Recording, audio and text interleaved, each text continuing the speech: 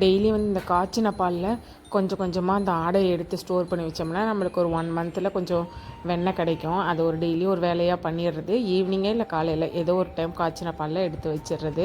அப்புறம் இன்றைக்கி மார்னிங் வந்து பிரேக்ஃபாஸ்ட் எதுவுமே தேவையில்லை, ஏன்னா பழைய சாதமே இருக்கா. சரி, அதனால் பால் கொஞ்சம் நிறைய மிச்சம் இருந்தது.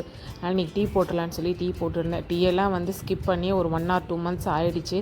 இன்றைக்கி பால் வேஸ்ட்டாக போகுதே அப்படின்னு சொல்லிட்டு டீ போட்டு குடித்தோம். காலையில் ரொம்ப நாள் கழித்து குடித்த மாதிரி இருந்தது.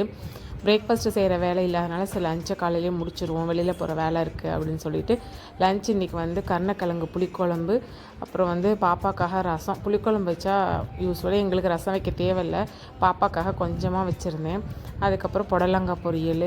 பிரேக்ஃபாஸ்ட்டுக்கு அப்படியே ஹஸ்பண்டுக்கு எக்கு கொடுத்துட்டு கொஞ்சமாக பழைய சாதம் ஆளுக்கு கொஞ்சமாக சாப்பிட்டோம் அப்படின்னா பிரேக்ஃபாஸ்ட் முடிஞ்சுது.